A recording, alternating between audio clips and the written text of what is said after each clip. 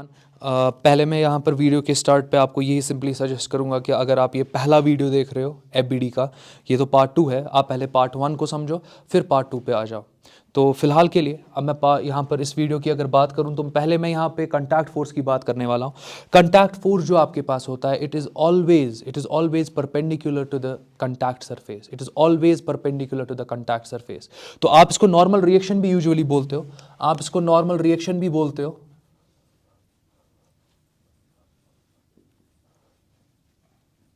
क्योंकि हमेशा ये आपके कंटैक्ट के नॉर्मल होता है। सो हमेशा आप कंटैक्ट फोर्स को ड्रॉ करोगे नॉर्मल टू योर कंटैक्ट। सो हमेशा आप इसको ड्रॉ करोगे नॉर्मल टू द कंटैक्ट।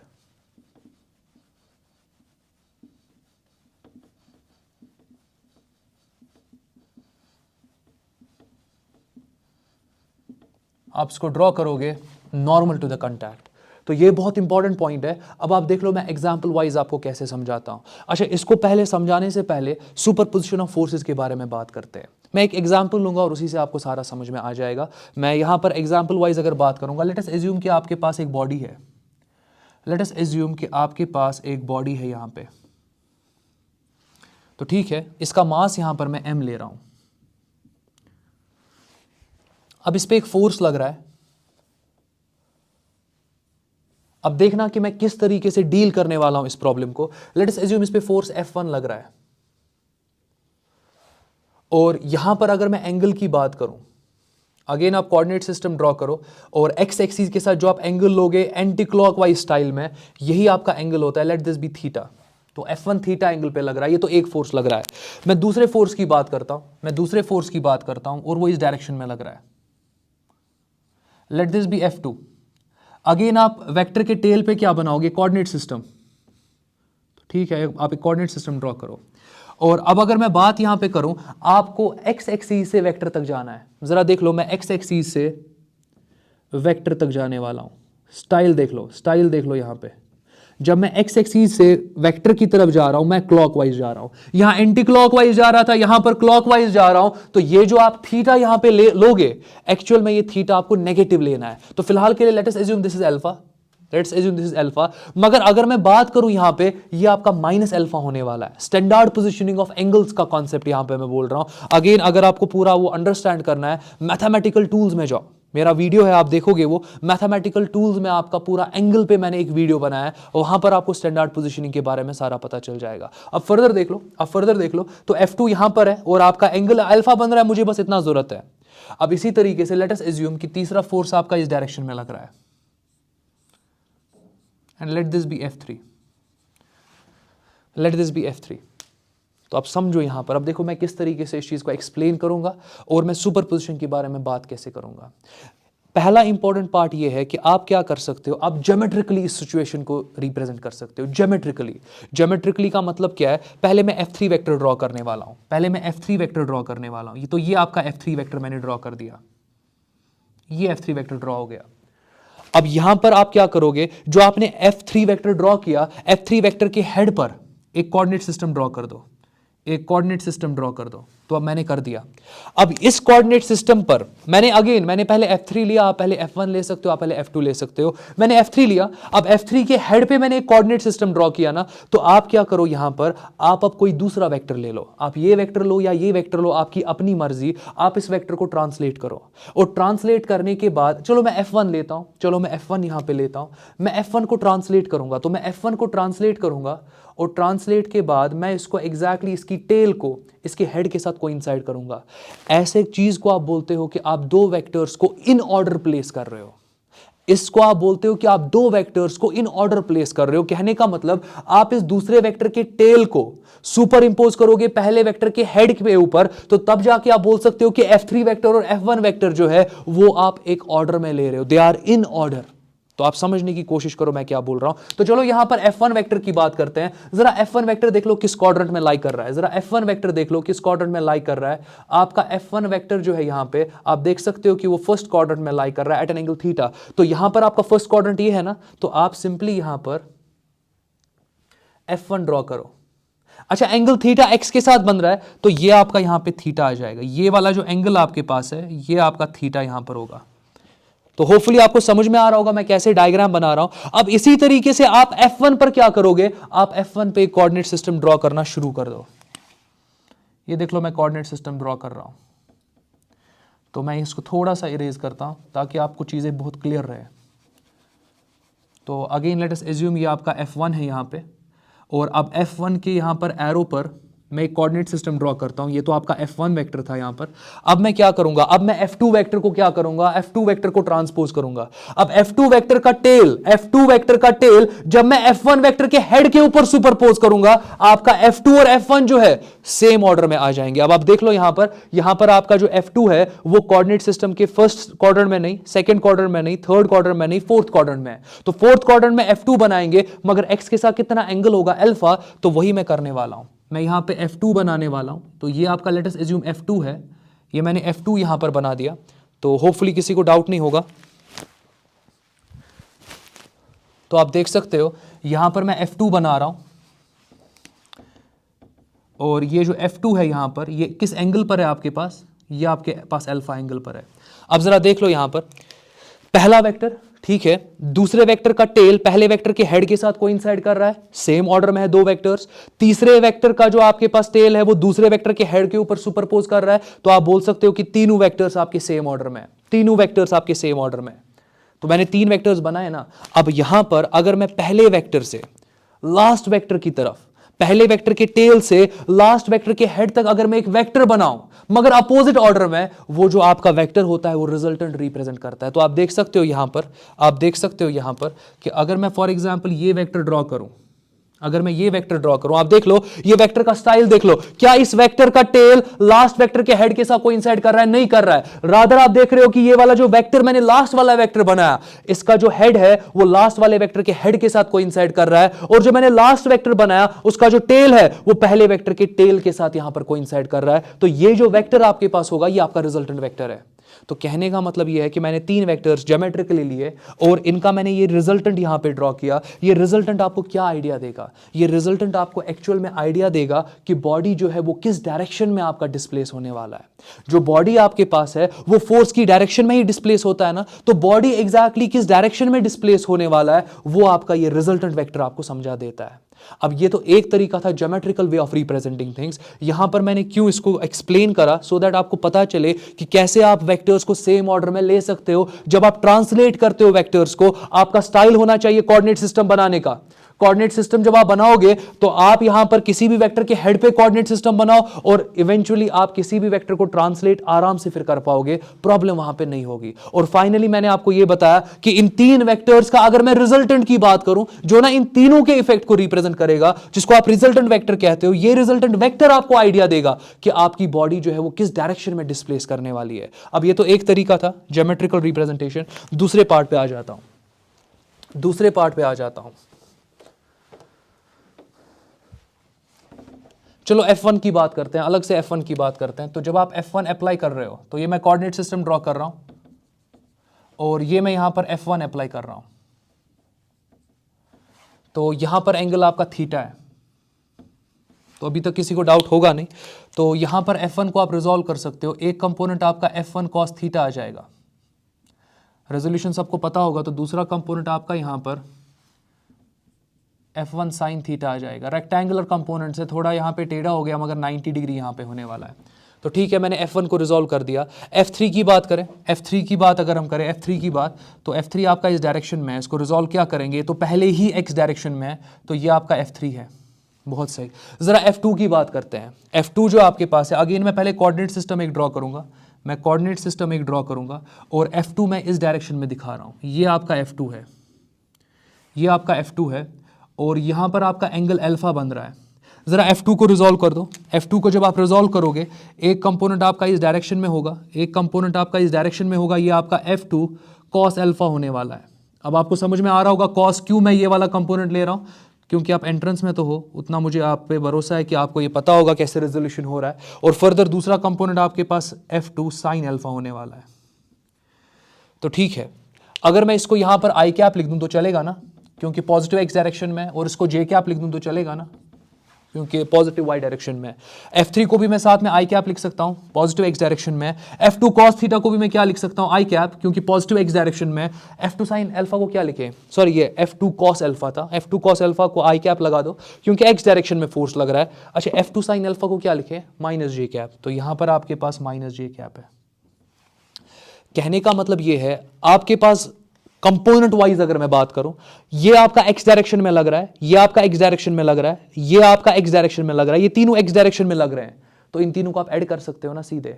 और ये जो आपको नेट जो इन तीन फोर्सेस का आपको मिलेगा वो आपका एक्स कंपोनेंट बनेगा ना फोर्स का। तो कहने का मतलब ये है, मैं इसको ऐसे लिख सकता हूं, मैं इसको ऐसे लिख सकता हूं कि जो आपके पास एफ एक्स होगा, रादर मैं इसको ऐसे लिखूंगा क्योंकि एक्स कंपोनेंट की बात करते हैं, तो मैं इसको लिख सकता हूं कि जो आपके पास एफ एक्स आई कैप होगा, आई कैप आपको समझ में आ रहा होगा क्योंकि मैं एक्स डायरेक्शन की बात कर रहा हूं, तो वो किसके बराबर होगा, F1 cos थीटा आई कैप, F1 cos थीटा आई कैप प्लस F3 आई कैप प्लस F3 आई कैप, और फिर प्लस आपके पास क्या आ जाएगा, F2 cos अल्फा, और यहां पर भी क्या आ जाएगा, आई कैप आ जाएगा। तो आप देख सकते हो यहां पर अगर मैं fx की बात करूं, अगर मैं fx की बात करूं, क्योंकि आई कैप कैंसिल होगा ना थ्रू आउट, तो आई कैप कैंसिल होगा। अगर मैं fx की बात करूं तो F1 cos theta plus F2 cos alpha और प्लस F3 आ जाएगा। fx हो गया, fx आपका हो गया। जरा fy की बात करते हैं, fy की बात करते हैं, fy की बात करते हैं। तो चलो fy जे कैप की पहले बात करते हैं। जे कैप में अगर आप देखोगे पहले F1 साइन थीटा जे कैप है, तो मैं लिख रहा हूं यहां पे F1 साइन थीटा, और यहां पर आपका जे कैप आएगा। अच्छा, इसका जे कैप तो कहीं है ही नहीं, ना माइनस जे ना प्लस जे, तो छोड़ दो, इसका देख लो, यहां पर आपके पास आ जाएगा माइनस F2 साइन अल्फा जे कैप। अच्छा, ये माइनस कहां से आया, ये नेगेटिव ये वाला है, तो ये नेगेटिव रिफ्लेक्ट हो जाएगा। अच्छा, अगेन जे को तो कैंसिल कर सकते हो ना, तो जो आपके पास Fy आ जाएगा, जो आपके पास Fy आ जाएगा, it is simply equal to F1 sine theta minus F2 sine of alpha. तो आप देख सकते हो कि मैंने फोर्स के दो कंपोनेंट्स निकाले, मैंने फोर्स के यहां पर दो कंपोनेंट्स इवैल्यूएट किए। किसी भी फोर्स को आप कैसे लिख सकते हो, किसी भी फोर्स को आप कैसे लिख सकते हो, अगर मैं बात करूं तो आप किसी भी फोर्स को लिख सकते हो F vector it is equal to Fx i cap plus Fy j cap. किसी भी फोर्स वेक्टर को आप स्टाइल में लिख सकते हो। Fx पता है, आपको पता है, Fy पता है, आपको 100% पता है। तो अगर मैं बात करूं, आप मैग्नीट्यूड वाइज अगर बात करोगे F वेक्टर की, वो आता है ना आपके पास under root of Fx square plus आपके पास क्या आएगा, Fy स्क्वायर। तो आपको तो Fx Fy निकल गया ना, अभी तो वैल्यूज नहीं है, मगर जब वैल्यूज होते तो यहां एक नंबर आ जाता, यहां पर एक नंबर आ जाता, वो वैल्यूज निकल जाते। और आप क्या कर सकते हो, आप फिर नेट फोर्स जो आपकी बॉडी पे लग रहा है, आप उसका मैग्नीट्यूड निकाल सकते हो इस स्टाइल में। अब अगेन आप देख लो, Fx ये है, Fx मगर आपका इस प्रॉब्लम के लिए ये बन रहा है, Fy यहां पर है, तो जनरल बात हो रही है, ये Fy आपके पास है, मगर इस प्रॉब्लम के लिए Fy आपका ये बन रहा है। अब इसी तरीके से अगर मैं बात करूं, ये तो मैग्नीट्यूड आ गया, अगर मैं डायरेक्शन की बात करूं तो आप tan थीटा लिखते हो। डायरेक्शन ये आपका जो नेट फोर्स है, ये आपका नेट फोर्स जो एक्स एक्सिस के साथ एंगल बनाएगा, ये वो थीटा है यहां पे। तो यहां तो थीटा है शायद एक जगह पे, तो चलो मैं यहां पे टैन बीटा लेने वाला हूं, क्योंकि वो एंगल डिफरेंट होगा, तो मैं टैन बीटा लेने वाला हूं, क्योंकि थीटा हमने लिया हुआ है। ये बीटा एंगल आपका रिजल्टेंट वेक्टर बनाएगा, ये आपका बीटा जो है ये आपका रिजल्टेंट वेक्टर बनाने वाला है ये एंगल, मगर एक्स एक्सिस के साथ। इस चीज को टेक केयर करना। तो यहां पर आपका जो टैन बीटा होगा, it is simply Fy by Fx। तो बीटा किसके बराबर होगा, tan inverse Fy by Fx। तो होपफुली इसमें आपको डाउट नहीं होगा। तो इस तरीके से आप बोल सकते हो कि ये आपका सुपरपोजिशन ऑफ फोर्सेस है। मैंने क्या किया, आपको होपफुली समझ में आया होगा। मैंने पहले फोर्स को कंपोनेंट फॉर्म में लिखा, दूसरे फोर्स को कंपोनेंट फॉर्म में लिखा, तीसरे फोर्स को कंपोनेंट फॉर्म में लिखा। फिर यहां पर जो मैंने ये Fx का इक्वेशन लिखा ना, ये मैंने x कंपोनेंट्स को सुपरपोज कर दिया। मैंने x कंपोनेंट्स को एडअप किया ना, उसी को आप बोलते हो आपने x कंपोनेंट्स को सुपरपोज कर दिया। वैसे ही आपके y कंपोनेंट्स यहां पर मैंने एडअप किया ना इनको भी, मगर प्रॉपर आपका यहां पर माइनस जे कैप और जे कैप मैंने लिया, तो इसलिए यहां नेगेटिव आ गया, मगर मैंने इन कंपोनेंट्स को एक हिसाब से एडअप ही कर दिया। इस चीज को आप बोलते हो सुपरपोजिशन। मैंने superposition along x direction apply किया, अलोंग वाई डायरेक्शन अप्लाई किया, एफ एक्स और एफ वाई निकाल दिया। किसी भी फोर्स को आप इस स्टाइल में लिख सकते हो, एफ एक्स आई कैप प्लस एफ वाई जे कैप, और फिर उस फोर्स का मैग्नीट्यूड स्टाइल से निकलेगा, उसका डायरेक्शन स्टाइल से निकलेगा। और यहां पर जो आपका रिजल्टेंट फोर्स होने वाला है वही आपको आइडिया देगा कि बॉडी किस डायरेक्शन में मूव करने वाला है, और वो आपको ये आइडिया भी दे सकता है कि बॉडी पे नेट फोर्स कितना लग रहा है और वो कितनी वेलोसिटी कब अटेन करेगा, वो सब कुछ आइडिया आपको मिल सकता है। तो होपफुली अभी तक किसी को डाउट नहीं होगा। इस तरीके से आप डील करते हो multiple forces on a body. एक तरीका मैंने ज्योमेट्रिकल रिप्रेजेंटेशन दिखाया, कभी कभी ज्योमेट्रिकल रिप्रेजेंटेशन आसान बन जाता है। दूसरा आपका मैथमेटिकल रिप्रेजेंटेशन, वो कुछ एनालिटिकल रिप्रेजेंटेशन, वो कुछ ऐसे होता है। तो टॉपिक तो हमारा था यहाँ पे कंटैक्ट फोर्स, मगर पहले मैंने सुपरपोजिशन ऑफ फोर्सेस के साथ थोड़ा यहाँ पे किया, सो दैट कि जब मैं आप एफबीडी पढ़ाऊं, जब मैं कंटैक्ट फोर्स आपको पढ़ाऊं, तो तब जाके आप ऐसे डील कर सको, क्योंकि आपको यही चीज हर जगह अप्लाई करनी है। तो होपफुली किसी को डाउट नहीं होगा। डाउट होगा तो आप अगेन वीडियो को पहले से देख लो, और अगर फिर भी डाउट रहा कमेंट सेक्शन में आप प्लीज कमेंट कर लो। तो फिलहाल के लिए आगे यहां पर कंटिन्यू करते हैं, मैं आगे कंटिन्यू करता हूं, आप देखते जाओ।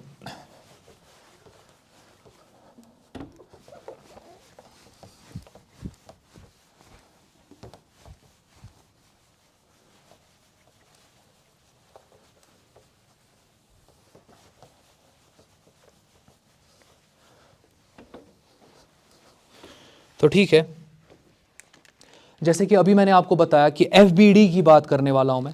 एफबीडी का मतलब होता है कि आप सारे फोर्सेस इंडिपेंडेंटली एक बॉडी पे दिखाते हो, उसी को आप एफबीडी बोलते हो। तो कहने का मतलब यह है कि अगर आपके पास कोई भी बॉडी है, उस पर कितने इंडिपेंडेंट फोर्सेस किस डायरेक्शन में लग रहे हैं, उनका रिप्रेजेंटेशन जो है, उसी को आप फ्री बॉडी डायग्राम कहते हो। अब यहां पर पहला फोर्स जो मैं ले रहा हूं that is your normal contact force. अब देखते जाओ, मैं एक एग्जाम्पल लेता हूं।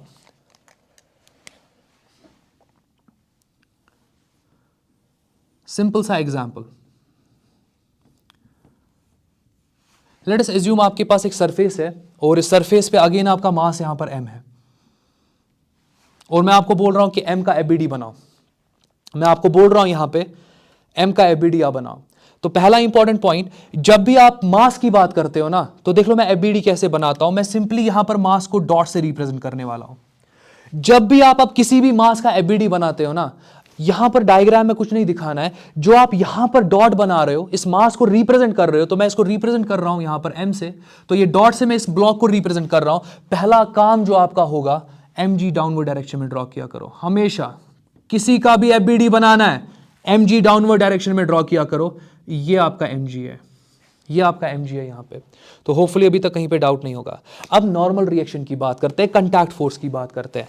ये आपका कंटैक्ट है, आप चेक कर लो, ये आपका कंटैक्ट है, ये आपका यहां पे कंटैक्ट है, ये आपका कंटैक्ट है। इस कंटैक्ट की वजह से होगा क्या? इस कंटैक्ट की वजह से आपके ब्लॉक पर एक नॉर्मल रिएक्शन लगेगा। Block in turn Newton's third law के हिसाब से एक नॉर्मल रिएक्शन आपके सरफेस पे लगा देगा। तो कहने का मतलब यह है कि एक नॉर्मल रिएक्शन जो है, ये ऊपर वाला, ये ब्लॉक पे लगेगा। सेम अमाउंट का नॉर्मल रिएक्शन जो है वो आपके इस सरफेस को भी लगेगा। अब मैंने यहां दिखाया गलत है, एक्चुअली नॉर्मल रिएक्शन यहीं पे लगेगा, बट मैं नहीं चाहता हूं कि मैं अगर यहां पे नॉर्मल रिएक्शन दिखाऊं, मे बी आप सोचोगे ये तो कैंसल आउट होगा। नहीं, ऐसा नहीं होता है। तो इसलिए मैंने नॉर्मल रिएक्शन यहां पर दिखाया। अब मैं ये कहूंगा कि ये नॉर्मल रिएक्शन जो है ब्लॉक पे लग रहा है, ये नॉर्मल रिएक्शन आपके सरफेस पे लग रहा है। नॉर्मल रिएक्शंस एक ही पे मत लग रहे हैं, ये अब दो अलग अलग बॉडीज पे लग रहे हैं ना, एक दूसरे को यह नलिफाई नहीं कर सकते हैं, बिल्कुल भी नलिफाई नहीं कर सकते। हाँ, दो फोर्सेस अगर अपोजिट डायरेक्शन में और एक ही बॉडी पे है, उन दो फोर्सेस को आप सिंपली कैंसिल आउट कर सकते हो, मगर इन दो को आप यहां पे कैंसिल आउट नहीं कर सकते हो। मैं किसका एफबीडी बना रहा हूं? मैं तो मास का एफबीडी बना रहा हूं ना, मैं एम का एफबीडी बना रहा हूं। तो एम पर एक mg डाउनवर्ड डायरेक्शन में, ये तो पहले ही हर डायग्राम में आप बना ही दोगे। अब दूसरा पॉइंट ये है कि इस एम पे और कौन सा फोर्स लग रहा है? नॉर्मल कंटैक्ट फोर्स लग रहा है, नॉर्मल फोर्स लग रहा है। और आप देख लो, जो मैंने नॉर्मल फोर्स बनाया है वो मैंने कंटैक्ट के परपेंडिकुलर बनाया। चेक कर लो, ये मैंने कंटैक्ट के परपेंडिकुलर यहां बनाया, इसलिए तो इसको नॉर्मल रिएक्शन कहते हैं, क्योंकि ये नॉर्मल टू द सरफेस होता है। तो यहां पर अगर मैं बात करूं, ये तो आपका मास m है यहां पे, और इस पर नॉर्मल रिएक्शन जो है वो ऊपर की डायरेक्शन में लगेगा।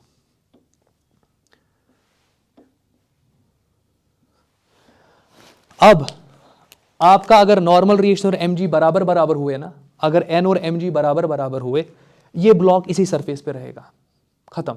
मगर अगर आपका mg बड़ा होगा ना n से, अगर mg बड़ा होगा n के कंपैरिजन में, let us suppose hypothetical situation mg बड़ा किससे है, वो n से बड़ा है, आप देखोगे कि ये ब्लॉक जो है ना ये इस सरफेस में अंदर धंस जाएगा, नीचे की तरफ जाने शुरू करेगा, क्योंकि इस पे एक नेट डाउनवर्ड फोर्स है, उस फोर्स की वजह से ये एग्जैक्टली नीचे जाएगा। यहां पर आप देखोगे कि ये जो आपका ब्लॉक है ये अंदर धंसता चला जाएगा।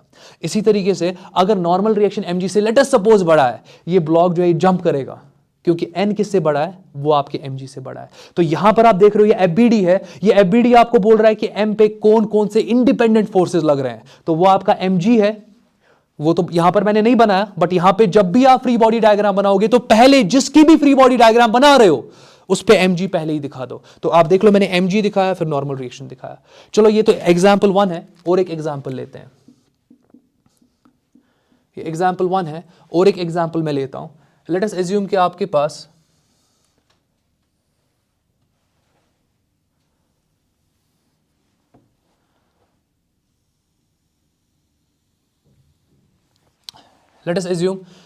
पास एक डिस्क है और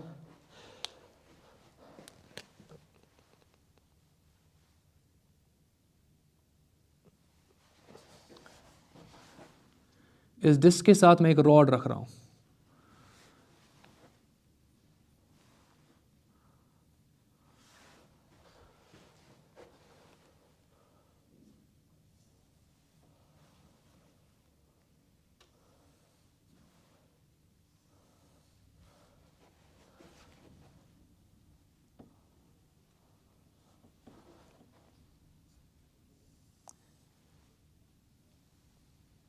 मैं इस डिस्क के साथ यहाँ पे रॉड रख रहा हूँ, तो मैंने रख दिया, आप देख सकते हो। और लेट अस एज्यूम कि डिस्क का जो मास है वो आपके पास m है और इसका जो मास है वो आपके पास कैपिटल M है रॉड का, और मैंने इसका m लिख दिया है डिस्क का, ये दोनों का FBD बनाना है। तो इसके साथ मैं कंक्लूड करूंगा और नेक्स्ट वीडियो में मैं टेंशन के बारे में बात करने वाला हूँ। पूरा टेंशन उसमें होगा और नॉर्मल रिएक्शन दोनों, और कुछ एग्जांपल्स होंगे, FBD के बारे में ही बात होगी। और होपफुली फिर और एक वीडियो मैं लूँगा जिसमें मैं फ्रिक्शन के बारे में बात करने वाला हूँ, और जब फ्रिक्शन को हम कंप्लीट करेंगे उसी के साथ आपका FBD खत्म हो जाएगा। तो फिलहाल के लिए मैं यहाँ पर आपको दिखा रहा हूँ एक डिस्क है और आपके पास एक रॉड है। मैं आपको बोल रहा हूँ ठीक है आप इन दोनों का FBD बनाओ। अब एक एक करके बनाएंगे, जल्दबाजी है नहीं, आप देखते जाओ मैं कैसे यहाँ पे डील करता हूँ। लेट्स एज्यूम पहले डिस्क का बनाते हैं, पहले डिस्क का बनाते हैं यहाँ पे, और डिस्क का सेंटर यहाँ पर कहीं होगा। तो डिस्क का बनाना है ना, तो डिस्क का अगर मैं यहाँ पे FBD बनाने वाला हूँ तो पहले ही ये डिस्क का मास स्मॉल m है, तो पहले ही mg डाउनवर्ड डायरेक्शन में, ये मैं नहीं दिखाऊंगा ऊपर डायग्राम में, पहले ही आपको यहाँ पर mg ड्रॉ कर देना है। FBD में आपने डिस्क को एक डॉट से रिप्रेजेंट किया तो पहले ही mg किस डायरेक्शन में, वो डाउनवर्ड डायरेक्शन में चला जाएगा। चलो फर्दर देखते हैं यहां पर क्या क्या होगा। ये डिस्क जो है एक तो यहां पर कंटैक्ट बना रहा है और यहां पर कंटैक्ट बना रहा है, तो दो जगह पे कंटैक्ट है ना, आप देख लो और कहीं पे नहीं है, दो जगह पे कंटैक्ट है। अब अगर मैं यहां पे डिस्क की बात करूं, यहां पे एक कंटैक्ट है आपके पास, मैं यहां दिखा रहा हूं, एक कंटैक्ट आपका यहां पे बन रहा है, यहां पर आपका एक कंटैक्ट बन रहा है, और दूसरा कंटैक्ट आपका समवट यहां पे बन रहा है। तो दो जगह पे आपका कंटैक्ट बन रहा है। अच्छा, इन दोनों जगहों पे पहले नॉर्मल ड्रॉ करो। नॉर्मल कैसे ड्रॉ करोगे, सर्कल में आप कैसे नॉर्मल ड्रॉ करते हो, आपको इस पॉइंट को सेंटर के साथ ज्वाइन करना है, नॉर्मल बन गया। Tangent and radius they are perpendicular to one another at point of contact, तो आप यहां पे सिंपली, क्योंकि सर्कल है ना, सर्कल के केस में आप पहले नॉर्मल ड्रॉ कर दो। ये मैंने नॉर्मल ड्रॉ कर दिया, यहां से भी आप नॉर्मल ड्रॉ कर दो, कुछ नहीं करना है, जिस पॉइंट पर आपको नॉर्मल ड्रॉ करना है उस पॉइंट को सेंटर के साथ ज्वाइन कर दो, ऑटोमेटिकली नॉर्मल बन जाएगा। अब आप देख सकते हो कि यहां पर एक नॉर्मल रिएक्शन ये लग रहा है, लेट अस एज्यूम N1 है। अच्छा, अगर नॉर्मल रिएक्शन N1 लग रहा है, इसका अगर ये एक्शन है, इसका रिएक्शन पेयर होगा ना, अगर ये रिएक्शन है इसका एक्शन पेयर होगा ना, वो सरफेस पे लगेगा ना, तो सरफेस पर भी नॉर्मल रिएक्शन लगेगा N1 मगर डाउनवर्ड डायरेक्शन में। आराम से देखना मैं कैसे एक एक पॉइंट का यहां टेक केयर कर रहा हूं, ऐसे ही आप भी FBD में टेक केयर करोगे। तो N1 बन गया, चलो N1 हो गया। अच्छा, यहां पर फर्दर देखो, इस पॉइंट पे normal reaction let us suppose N2 है, लेट अस सपोज ये आपके पास N2 है। अब अगेन आप यहां पर एक कोऑर्डिनेट सिस्टम ड्रॉ कर दो पहले। अच्छा, कोऑर्डिनेट सिस्टम का स्टाइल जरा देख लो। जब भी मैं कोऑर्डिनेट सिस्टम बनाता हूं ना, कोऑर्डिनेट सिस्टम का हॉरिजॉन्टल आपके पेपर के हॉरिजॉन्टल के पैरेलल होता है, और कोऑर्डिनेट सिस्टम का जो वर्टिकल है वो आपके पेपर के लाइंस के परपेंडिकुलर होता है। तो ये मेरा स्टाइल है यहाँ पे कोऑर्डिनेट सिस्टम बनाने का। लेट अस एज्यूम कि यहाँ पर जो आपका एंगल है, लेट अस एज्यूम कि यहाँ पर जो आपका एंगल है, ये वाला angle, let us assume this is alpha, let us assume this is alpha.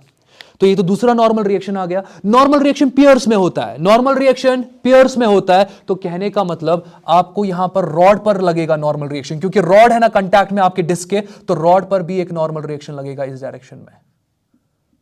ये आपका नॉर्मल रिएक्शन है। और ये भी आपके पास क्या रहेगा, ये भी आपके पास यहां पर N2 रहेगा। मगर अभी मैं तो डिस्क के बारे में बात कर रहा हूं, तो फिलहाल के लिए डिस्क पर यही दो नॉर्मल रिएक्शन N1 N2 लग रहे हैं। अब वही FBD में आपको दिखाना है। तो देखो मैं कैसे दिखाता हूं। मैं FBD में भी एक कोऑर्डिनेट सिस्टम ड्रॉ करता हूं। मैंने कर दिया ड्रॉ कोऑर्डिनेट सिस्टम, तो ड्रॉ तो हो गया। अब जरा नॉर्मल रिएक्शन N1 की बात करो। N1 की अगर मैं बात करूं, ये तो अपवर्ड डायरेक्शन में है ना, तो मैं N1 को सीधे ऐसे दिखा सकता हूं। ये आपका N1 होगा, यहां पे N1 बन गया, N1 हो गया। ये नॉर्मल रिएक्शन M पे लग रहा है, बना दिया मैंने। अब फर्दर देख लो, N2 की बात कर लो। N2 फर्स्ट क्वाड्रेंट में नहीं है, सेकंड क्वाड्रेंट में नहीं है, थर्ड क्वाड्रेंट में नहीं है, फोर्थ क्वाड्रेंट में है और अल्फा एंगल पर है। देख लो N2 में यहां पे बनाता हूं, ये आपका N2 फोर्थ क्वाड्रेंट में बना दिया। इतना तो आपको आएगा ना कंपेयर करना। यहां पर N2 किस क्वाड्रेंट में है, फर्स्ट, सेकंड, थर्ड, फोर्थ। ये देख लो, ये जो कोऑर्डिनेट सिस्टम बना है, इसके फोर्थ क्वाड्रेंट में मैं क्या दिखाने वाला हूं, N2। अच्छा, फोर्थ क्वाड्रेंट में कितना एंगल बन रहा है, अल्फा। यहां पर भी आपका कितना एंगल बन जाएगा, अल्फा। ये आपका FBD है, ये आपका FBD है। और अगर आपके पास ये FBD है, आप N2 को रिजॉल्व कर सकते हो ना। N2 को रिजॉल्व करने पे एक कंपोनेंट आपको यहां से मिलेगा, N2 को रिजॉल्व करने पे एक कंपोनेंट यहां से मिलेगा, N2 cos ऑफ अल्फा। और दूसरा कंपोनेंट आपको डाउनवर्ड डायरेक्शन में मिलेगा, दूसरा कंपोनेंट आपको डाउनवर्ड डायरेक्शन में मिलेगा, that will B N2 sin of alpha. तो N2 को तो आपने कंपोनेंट वाइज यहां पे ब्रेक कर दिया। अब आप सिंपली क्या कर सकते हो, जैसे मैंने आपको लास्ट प्रॉब्लम में दिखाया था, आप वैसा ही कुछ यहां पे अप्लाई कर सकते हो। तो यही तो आपका मेन चीज होता है, पहले FBD बनाओ, फिर रिजॉल्व करो फोर्सेस को, और फिर सिंपली देखो कि कौन सा फोर्स बड़ा है, कौन सा छोटा है। वही आपको आइडिया देगा कि आपके बॉडी का मोशन किस डायरेक्शन में होने वाला है, बॉडी स्पीड अप होने वाला है कि बॉडी स्लो डाउन होने वाला है। जो आप लास्ट वीडियो मैंने बात की है वो आप देख सकते हो। अच्छा, फर्दर देख लो, ये तो मैंने यहां पर डिस्क का बनाया ना FBD। अब किसका FBD बनाना है, रॉड का, रॉड का। अब समझो, यहां पे रॉड का एक कंटैक्ट मैंने डील कर दिया, रॉड का एक कंटैक्ट यहां पे डील हुआ है, क्योंकि रॉड पर यहां पर नॉर्मल रिएक्शन लग रहा है, ये हो गया। मगर रॉड यहां पर भी तो कंटैक्ट बना रहा है ना, यहां पर भी बना रहा है ना। तो इस पर आपका नॉर्मल रिएक्शन परपेंडिकुलर दिखाओगे, तो देख लो मैंने परपेंडिकुलर दिखाया, ये आपका N3 है। देख लो मैंने परपेंडिकुलर दिखाया, परपेंडिकुलर टू द कंटैक्ट, आपका normal reaction perpendicular to the contact, N3 मैंने परपेंडिकुलर बना दिया। अच्छा, N3 का रिएक्शन भी होगा ना, मगर वो लगेगा ना आपके ग्राउंड पर। तो मैं दिखाऊंगा यहां पे, मैं थोड़ा सा साइड पे दिखाऊंगा। N3 आपका ये होगा, ये आपका N3 होगा नीचे की डायरेक्शन में। अच्छा, मुझे किसका FBD बनाना है, मुझे कैपिटल M का FBD बनाना है। तो बनाते हैं, देख लो, आप देखते जाओ। लास्ट पॉइंट है, अच्छे से कंसंट्रेट करना, उसके बाद कंक्लूड करेंगे वीडियो को। आप देख सकते हो कि मुझे यहां पर M का FBD बनाना है, तो ये आपके पास यहां पर mg है। पहले तो यही करना है ना, जिसका भी FBD बनाना है पहले उसका mg दिखा दो, हो गया। अब सिंपली आ जाओ नॉर्मल रिएक्शंस पे, क्योंकि अभी सिर्फ कंटैक्ट फोर्स के बारे में डील कर रहे हैं, टेंशन फ्रिक्शन वो भी डील हो नहीं रहा है, तो सिर्फ नॉर्मल रिएक्शन है। तो देख लो, पहले N3 दिखाओगे ना ऊपर की डायरेक्शन में, तो पहले यहां पर आप कोऑर्डिनेट सिस्टम ड्रॉ करो। वैसे चीजें बहुत आसान रहेगी, आप पहले कोऑर्डिनेट सिस्टम ड्रॉ करो। अब N3 को कहां दिखाना है, ऊपर की डायरेक्शन में। तो देख लो N3 में ऊपर की डायरेक्शन में दिखाने वाला हूं, ये आपका N3 ऊपर की डायरेक्शन में आ गया, हो गया। अच्छा, और N2 भी तो लग रहा है, जरा N2 पे के पास आ जाते हैं। अगर ये आपका यहां पर अल्फा है, तो ये एंगल भी अल्फा होगा ना, वर्टिकली अपोजिट एंगल्स। N2 किस क्वाड्रेंट में है, आप खुद देख लो, N2 किस क्वाड्रेंट में है, फर्स्ट, सेकंड क्वाड्रेंट। तो सेकंड क्वाड्रेंट में आप N2 बनाओ, सेकंड क्वाड्रेंट में आप N2 बनाओ, सेकंड क्वाड्रेंट में आप N2 बनाओ। बट एंगल कितना होगा यहां पे, वो अल्फा होगा। ये आपका FBD बन गया, ये आपका FBD बन गया कैपिटल M मास का, रॉड का FBD बन गया ये, और ये डिस्क का FBD बन गया। अगेन आप क्या कर सकते हो, आप N2 को यहां पर रिजॉल्व कर सकते हो। एक कंपोनेंट ये आ जाएगा, that will be your N2 cos alpha, और दूसरा कंपोनेंट ऊपर की डायरेक्शन में आएगा, that is N2 sine of alpha. तो आप देख सकते हो कैसे एफबीडीज के साथ डील करना है। अगेन आप देख सकते हो कि ये जो एफबीडी टॉपिक है सबको पता है ये इंपॉर्टेंट है, जो एंट्रेंस में है ना उनको सबको पता है कि ये इंपॉर्टेंट है, बट क्लियर फॉर्म में आपको चीज़ें नहीं पता होती है। जब मैं पुल्ली की प्रॉब्लम्स लूँगा और उसमें यूजुअली हम पुल्ली के साथ स्ट्रिंग्स वगैरह लगाते हैं, मासलेस स्ट्रिंग्स, तो वहाँ टेंशन भी आ जाता है। तो उनका एफबीडी कैसे बनाएंगे वो नेक्स्ट वीडियो में मैं पूरा दिखाऊंगा आपको। तो आप अगेन अगर आपने फॉर एग्जांपल आप ये पहला वीडियो देख रहे हो मैकेनिक्स का, मैं सिंपली आपको ये कहूँगा कि आप प्रीवियस वीडियोस भी देख लो, बहुत अच्छे से देख लो, और हर एक वीडियो को कोशिश करो एब्जॉर्ब करने की, फॉर्मेलिटी के लिए मत देखो, एब्जॉर्ब करने की कोशिश करो चीज़ों को, वैसे आपको फ़ायदा होगा। आज के लिए इतना काफ़ी है। कहीं पर भी डाउट होगा तो आप कमेंट सेक्शन में कमेंट कर सकते हो। बाकी लोगों के साथ भी ये वीडियोज़ शेयर करो। अगर आपको लगता है कि ये प्रोडक्टिव वीडियोज़ है, आप प्लीज़ शेयर करो सबके साथ, सबको फ़ायदा मिलेगा। बाकी इतना काफ़ी है। Take care.